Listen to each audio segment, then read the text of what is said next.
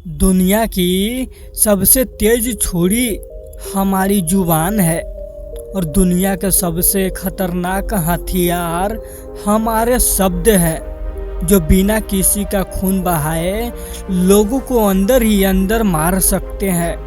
हमारे शब्द हमारी ताकत हो सकते हैं, उसी के साथ यह हमारी सबसे बड़ी कमजोरी भी हो सकते हैं। अगर हमें नहीं पता कि कब, कहाँ और क्या और कितना बोलना है, यदि हम सही समय पर सही इरादे के साथ सही शब्दों का प्रयोग करते हैं तो यह हमें एक सफल व्यक्ति बनाता है। लेकिन अगर हम सही समय पर सही इरादों से सही शब्दों का इस्तेमाल नहीं करते हैं तो यह हमारे जीवन को नर्क से बदतर बना सकता है। तो चलिए जानते हैं एक कहानी के माध्यम से चुप रहकर जीवन को कैसे बदला जा सकता है। जापान में एक बहुत ही प्रसिद्ध बौद्ध भिक्षु रहा करते थे। उनका नाम रिसाई था। रिसाई अकेले रहते थे। दुनिया के शोर शराबे से दूर जंगल में वो रहते थे और वह बड़े ही ध्यानी और प्रभु भक्त व्यक्ति थे। इसीलिए वह पूरे जापान में बहुत प्रसिद्ध थे। एक दिन एक राजकुमार रिसाई के पास आया और बोला, हे प्रभु, मैं हमेशा थका हुआ, निराश और परेशान महसूस करता हूँ। मेरा मन बहुत अशांत रहता है। हालांकि मेरे पास सब कुछ है, दौलत, शोहरत, सुख सुविधाएं जो हर व्यक्ति चाहता है या फिर पाने की चाहत रखता है, लेकिन फिर भी मेरे अंदर इतनी अशांति और चिंता क्यों है। रिसाई ने उसकी बात बहुत ही ध्यान से सुनी और कुछ सोचने के बाद रिसाई ने उसकी बात बहुत ही ध्यान पूर्वक सुन रहा था और कुछ सोचने के बाद कहा, तुम इस प्रश्न का उत्तर जानते हो, बस तुमने कभी इस प्रश्न को हल करने की कोशिश नहीं की है। रिसाई ने आगे कहा, मैं एक खोज करना चाहता हूँ, क्या तुम मेरे साथ उसमें दोगे? इस खोज के बाद तुम्हारे जीवन में किसी भी तरह की अशांति और चिंता नहीं रहेगी। यह बात सुनकर राजकुमार बहुत खुश हुआ। उसने रिसाई से कहा, बताइए मुझे क्या करना होगा? अपने मन को शांति के लिए मैं कुछ भी करने के लिए तैयार हूँ। राजकुमार की बात सुनकर रिसाई ने कहा, तो फिर अगले 15 दिन तक मेरे आश्रम में रहोगे और एक सामान्य व्यक्ति की तरह अपना जीवन व्यतीत करोगे और इन 15 दिनों में तुम अकेले और चुपचाप रहोगे, जितना हो सके कम बोलोगे। राजकुमार सहमत हो गया।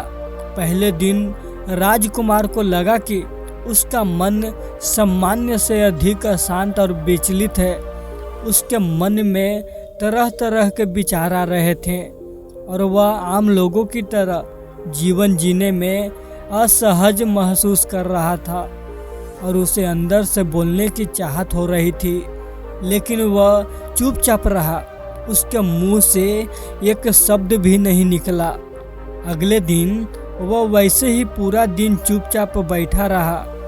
अगले 2-3 दिन बस वह चुपचाप बैठे रहता, लेकिन रात होते होते उसे अंदर ही अंदर शांति का अनुभव होने लगा।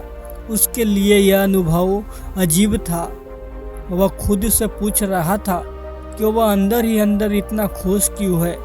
अगले दिन राजकुमार अकेला चुपचाप बैठा रहा और वह प्रकृति को निहारने लगा। वह पौधे को, फूलों को, आकाश में उड़ रहे पक्षियों को देख रहा था। वह अपने जीवन में पहली बार यह अद्भुत दृश्य महसूस कर रहा था कि उसके आसपास कितनी सुंदरता है।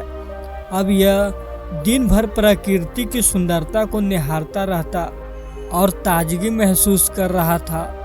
इसी तरह से 10 दिन बीत गए थे और उसके मन की सारी बेचैनी, सारी हलचल और सभी तरह के तनाव गायब हो गए।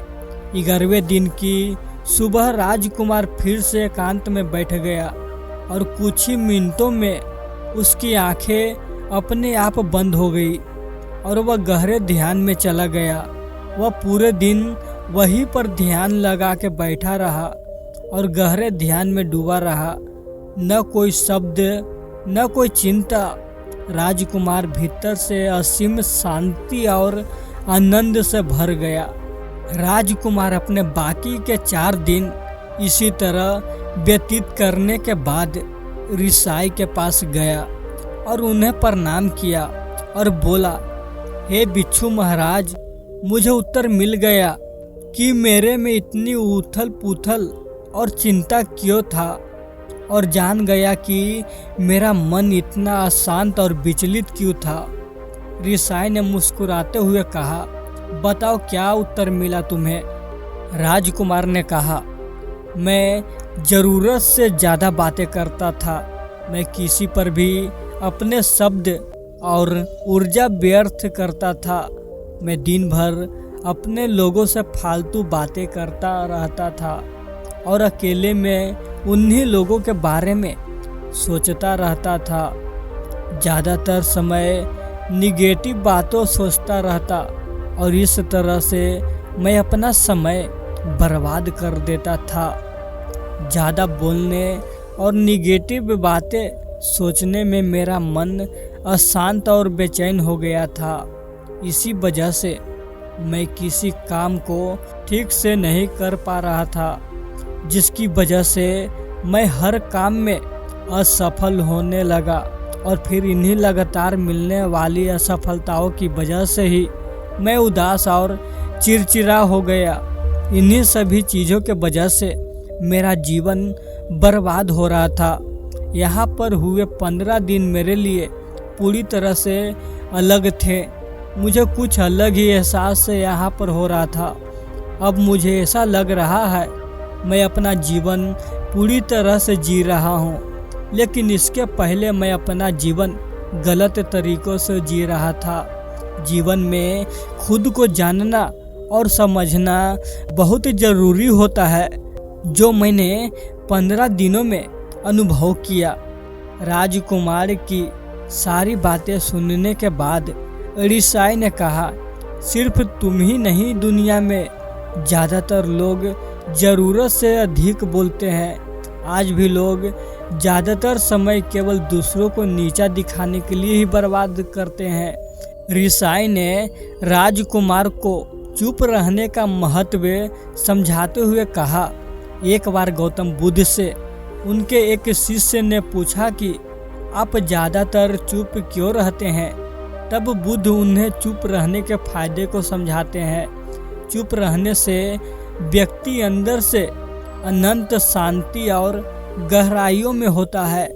मौन अपने भीतर ही भीतर उतरने की पहली सीढ़ी है। मौन के बिना खुद को जानना असंभव है। खुद को जानने और समझने का पहला नियम है मौन हो जाओ। कम बोलना कोई भी नुकसान नहीं है, लेकिन यदि आप ज़्यादा बोलते हैं तो आप अधिक गलतियां करते हैं। अगर व्यक्ति कम बोलना शुरू कर दे तो संसार की 90% मुसीबतें अपने आप खत्म हो जाएगी। जिसने मौन रहने की कला जान ली, वो भीड़ में भी अकेले रहने का कला जान लेता है।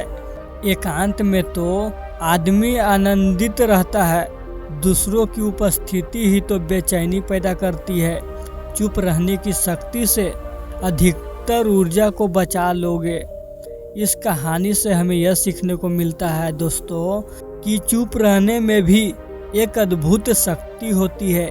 अगर हम सही समय पर सही शब्दों का प्रयोग करते हैं तो हम अपने जीवन को सकारात्मक दिशा में बदल सकते हैं। चुप रहने से हम अपने आत्मा की गहराइयों में जा सकते हैं और अंदर से शांति का अनुभव कर सकते हैं। इससे हम अपने विचारों और भावनाओं को साफ करके अपने जीवन को सकारात्मक बना सकते हैं। चुप रहने की कला हमें सीखनी चाहिए ताकि हम अपने शब्दों का सही इस्तेमाल करके अपने और दूसरों के जीवन को सुधार सकें। उम्मीद करते हैं आपको हमारी मोटिवेशनल स्टोरी चुप रहने का महत्व पसंद आई होगी। तो दोस्तों, अगर पसंद आई है तो अपने दोस्तों के साथ ज़रूर शेयर करें। धन्यवाद।